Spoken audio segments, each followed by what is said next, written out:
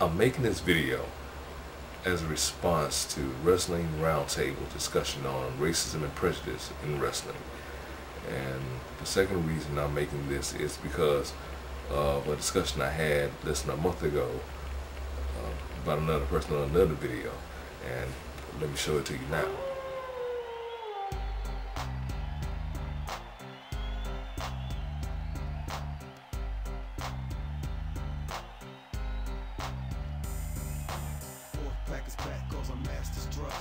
Guess who's here? The bad boys are wrestling. Testing competition when the war does their mission. Not no mercy. See the ring start the street. If you don't know, you better find out the wolf pack. It'll prove a point. Number one, best believe that you don't want to tussle with them. I'll be there for them. Come in the ring with them. You're never walking out again. Don't turn your back on the wolf pack. Don't turn your back on the wolf pack. Don't turn your back on the wolf pack. Don't turn your back on the wolf pack. You might wind up in a body bag. You took your chances, now it's time to show you we're wrong. In the ring, this is war, all you sucks not strong. Day in, day out, the wolf pack for life. Tell me who has the guts to come in the ring tonight. We care about the replicas, we make our own rules. You're doing that what it takes to fill their shoes. See, it's just a crowd pleaser. On the ground to leave, you're the punishment for making enemies with these soldiers. Don't turn your back on the wolf pack. Don't turn your back on the wolf pack. Don't turn your back on the wolf pack. Don't turn your back on the wolf pack. You might wind up in a body bag.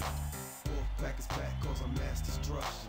Guess who's here? The bad boys are wrestling. There's a few people. Kamala, let's not forget him. Zula Junkyard Dog, Mr. Hughes, Ernest Miller, Craig Pitbull Pittman, the Natural Butch Reed, Coco Beware, Vincent, along with $1 Million Man, Stevie Ray of Harlem Heat, Kamala Mustafa, most of you know him as the Godfather, who, along with Matt Hardy, holds a distinction in WWE. Kamala Mustafa and Matt Hardy are the only two people to hold a pinfall victory over The Undertaker and not be heavyweight champions. Interesting side note, back checking. When it comes to the WWE, they've done more in recent time than they have in the past. But how much more history has to occur, until things get relatively even. I mean, when it comes to racism nowadays, the main person people point to is Shelton Benjamin, that he's not gotten a big push. And it just depends on the combination of marketing, or how can you market him, and how people feel about him. Greatly. I mean, if it's just mediocre, no, he's not going to get that push. He's a great talent, guaranteed. But as far as that great push, and as far as getting world titles around his belt, I don't know.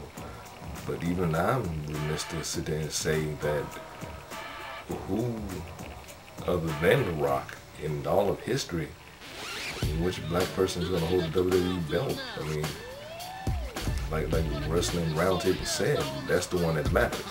That's the only one. That's the only one that matters. So if that's the only one that matters, I mean, isn't that a true test of comeuppance? I mean, how long would it take? How many years must we have to wait until there is the second great black talent? I mean, we've had The Rock, and that was back in the 90s. Here he is. He's finna be in the 2010s, and it's getting kind of scarce. You understand? I mean, every black person get a chance to ECW championship, and then we'll see who did the best. It's halfway on us, it's halfway on them. I mean, we gotta do our part too, and it's quite a shame that they only listen to our money. You know, when you start buying Shelton Benjamin figurines and stuff like that, it's like, oh yeah, you know, like, okay, well, let's give them a whole nother push.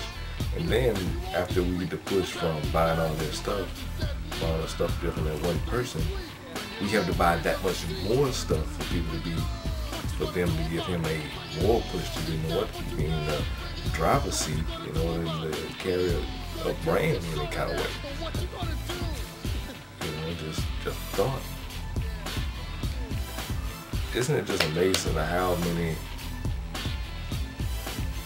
urban suburbans, you know, what I guess you can say fake M&Ms have gotten bigger pushes than,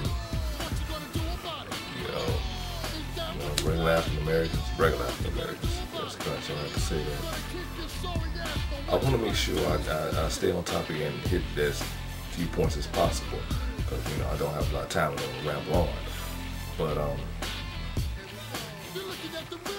I mean, you know, popularity is one thing. Front office, second thing is the two components that will drive any career. I mean, people will stay around longer, you know. I mean, look at Bob Holly. Nobody thought he'd stay around this long. I mean, himself. And, you know, he's still around. He's still got a bigger push than a lot of other people. You know, he stuck around. And, you know, which should be commendable. I mean, if you stick around with a company, you think you would, you know, get certain accolades, you would get certain prestige. I mean, when it comes to championship, it's like, you know, when professional athletes, when they play, you know, 10 years, can you consider them great if they don't have the big thing? If they don't hold, you know, the champion, they're not the champion. You know, so how great a career have they had if they're not the champion? I mean, you know, what Benson, the only championship I know he's won is the $1 million bill, and they've gotten rid of that a long time ago. Kobe, well, I don't even know he's been kind of a champion. I mean, that's one thing that the WWE is lacking on. I mean, they have a Black History thing that I didn't even know they were having until I looked at Lois Payne, and I look at it, and, you know, they have a few people on there, and the interesting side note of that is that all the people that they have up there, say one, but change it, two were managers, Slickster and Reverend Slick, and the guy that owns his own venue. Everybody else never held the main championship in the WWE. So they're basically being exalted what they did outside of WWE, basically. You know, they never held the gold. I mean, think about it. We don't put anybody else's career in any other sports. I mean, wrestling is sports entertainment, but in any other sports, we don't exalt people up there until they win championships. And if you win many of them, that makes you even that much better, right? And then when you look at black wrestlers, if you check the resume of anyone, the best one is The Rock. And he's won the WWE Championship more times than any other wrestler. And as far as multiple times, any World Championship, it seems to be Booker T is on that. But as far as, you know, translating that, someone else falls somewhat short. That you can be up there, but when you're asked to carry the company, not that many times in the WWE, and that's been, you know, put upon anybody of color. You know, not too many times, but you know, I just want to make sure I stay on topic.